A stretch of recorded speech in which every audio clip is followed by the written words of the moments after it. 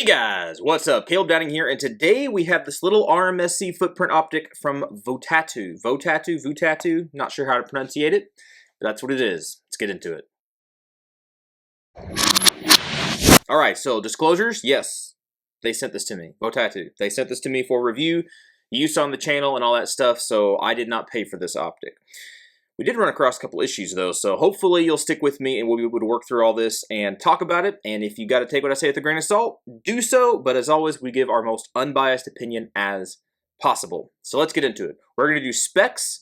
We're going to just talk about this thing a little bit. We're going to go shoot it and give our wrap-up thoughts. All right, so Votatu. This is the Votatu I gotta read it. PMD505. It looks like PMP-SOS on the little user manual. It's PMD505, sorry. It's an interesting little red dot. Not a whole lot that stood out to me at the initial just unboxing and looking at this. There wasn't a whole lot of just outstanding features that were shocking. A lot of the same things as far as it being an RMSc footprint. Takes the 1632 battery, so the smaller little button cell battery. The reticle on this guy is a simple 3 MOA dot, or I think it's a 38 MOA circle, or you can have the circle and the dot combined and have that, that whole reticle thing there. Depending on what your applications are, depending on what you're using. I'm glad they did this because I don't want the big circle or the circle dot. I just like the dot. The nice 3 MOA dot, that's what I use, that's what I like. I find the other stuff to be a little bit distracting. But it's nice that they have that. We already mentioned it's the RMSc footprint. It comes with several different mounting, mounting screws for different platforms, because different platforms have different, mounting bases, basically, so they can use different sizes and styles of screws.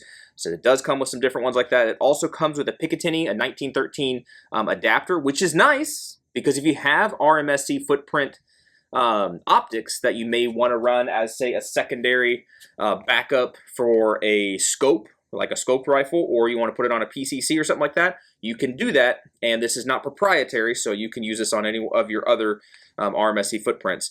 Something this does have, and I'm very glad they do this, pay attention to detail on these things, is they do have 4 recoil posts on the front and on the back. So kudos to them. That is an attention to detail thing that I did want to point out. That is good. That is very, very good. As far as stuff that comes with it, that's basically it. You get a little rubber hood that goes on here if you want to use that. I never do. They just come packaged that way. I never use these things, but it's kind of nice that they have it if you happen to want to store this thing for a long time, or you're going to transport it and you don't want to risk it being broken, scratched up, or messed up. Or the Achilles heel, the thing that I'll talk about later, is maybe this could help keep the battery screw from coming out and being lost, which is what happened here. So this does have, since we're talking about these things, this does have a side-mounted battery, which is nice because you do not have to take off the optic to put on a new battery. Hence, you don't have to lose your zero every time the battery dies and put this thing back on.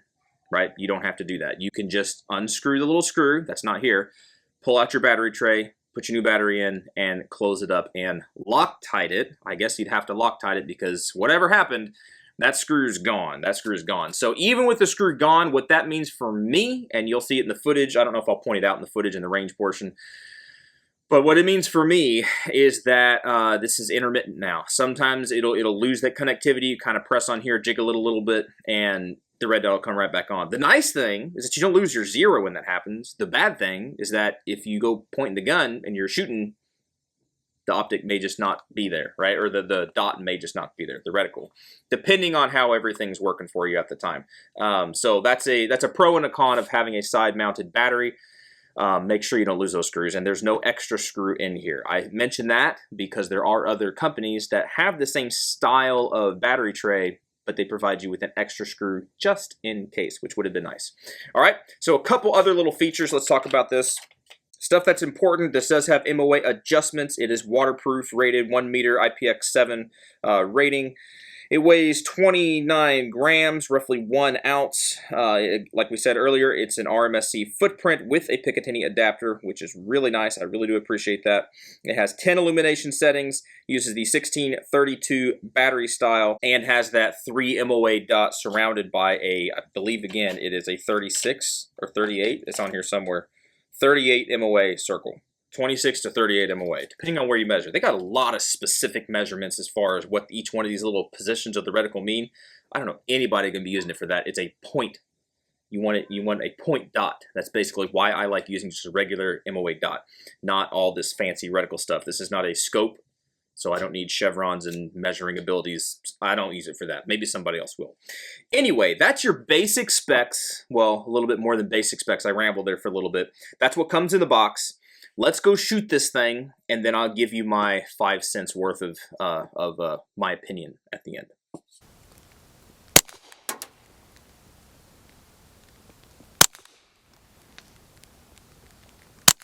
All right, so I don't know if I can see this, but there is no red dot in the camera because he's shooting.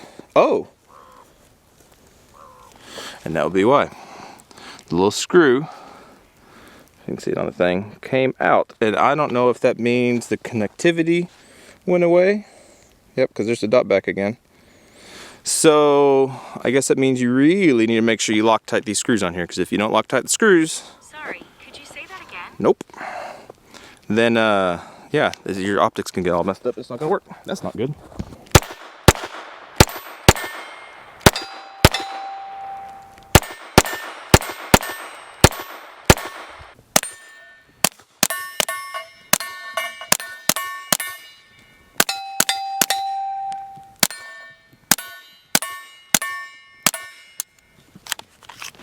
That works.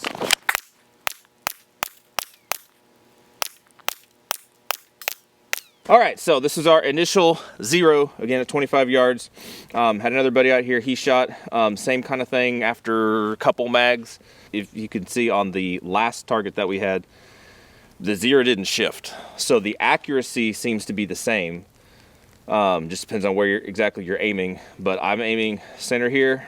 We had a decent group for me, 25 yards. Again, same thing here. This actually maybe tightened up a little bit.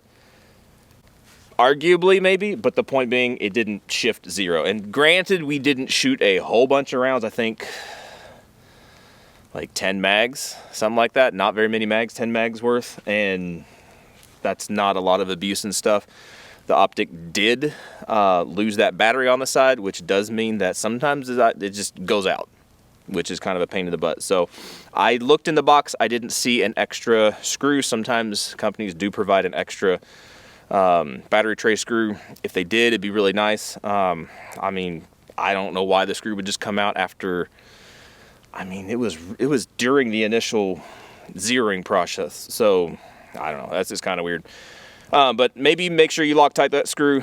If I was the company, I would go ahead and put an extra screw in there, like other companies do. But other than that, for a budget optic, for a range gun, I would bring this rabbit hunting. That would be fine.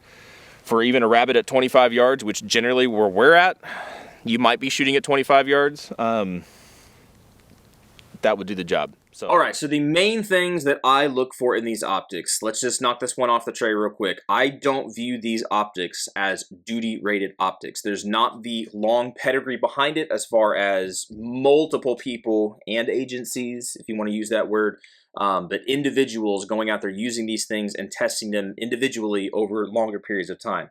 If Votatu lasts a long time and it's been up for 5-10 years and there's millions of these things out there or hundreds of thousands of these things out there, I don't know what number you would need, and people are starting to use them in legit real situations, then yes, I would say it could be duty rated, but I'm not seeing that yet. So for me, I look at this I put this in the category of range guns, hunting guns, funsies guns, all right? Not for something I probably would carry on a personal protection or a life-saving equipment scenario, all right? So looking at this in that context, it might help us understand, or it might help us categorize it a little bit better. That's basically what I'm trying to say. So in that category, I want these things to zero easily, and I want them to maintain 0. And as far as function-wise, just be a simple operating system. And this guy does have that. We didn't mention it earlier. This does have a shake awake, so he's not always on, so you're not going to completely burn up your battery. Couldn't find a runtime on this thing, but I think it's, I have no idea. I can't say what I think it is because I haven't had this thing long enough for the battery to die. I've had it for a little while, but I haven't had it long enough for the battery to die. And with that shake awake technology, it should last a while. I mean, it really should. It's not that bright of a dot. When it needs to be bright, you can bump it up. But generally, I have it on, I think, like the 4th or 5th setting, and it's lasted for a while. How easy was this guy to zero? For me, he zeroed perfectly fine, perfectly well. He does have tactile audible clicks. This guy does come with a screwdriver for adjusting your sights. However, I lost that little screwdriver. When I went shooting, it was really nasty and gross, and I lost that screwdriver. I'm not sure exactly where it is, but it does also come with a little hex key for mounting this guy. But it does have, if I can do it quietly, it's really quiet, but it does have very quiet tactile and audible adjustments, which is nice. When that also means, for me, I have a little bit more confidence in it holding its zero because no standard amount of recoil is just going to bump those turrets loose, if that makes sense. If there's something in there that makes it tactile, that's something in there causing resistance to hold it in place, if that makes sense. So that is another little attention to detail that I really do like. So the score on this is going a little bit up, despite losing that battery screw. That could be on me, because if I didn't Loctite that thing in, which obviously I didn't because it came out, then if I had Loctited it in, I really wouldn't have any negatives to say about this guy. He held zero, he worked properly, he gets all dirty and gross, but that's just the nature of the beast when you suppress a pistol, especially a 22 like this.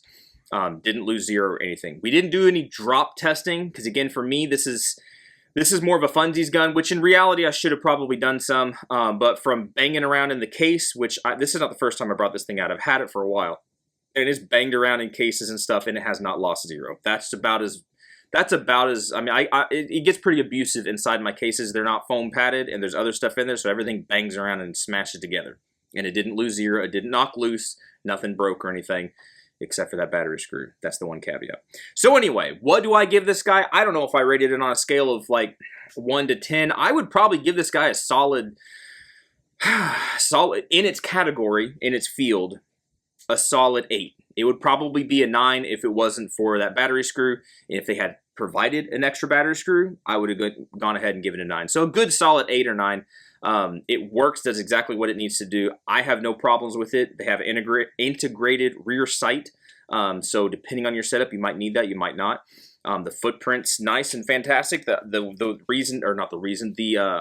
addition of these recoil posts is outstanding in my opinion. I don't know why everybody doesn't just do that. It's very simple to do, and if you're already manufacturing and machining these things, everybody should just do it and make a standard, and it'd be way better in my opinion. So that's my opinion and my experience and my review, the Votatu PMD505. Let me know what you guys think. Have any of you guys had any experience with any Votatu? Am I even saying that right? Let me know if I'm saying that right. But do you have any experience with these optics, or specifically the 505? I'd love to hear back from you guys. Appreciate Votatu for sending this thing out. Y'all be good to be safe. Appreciate you. Hopefully we'll catch you in the next video. See ya.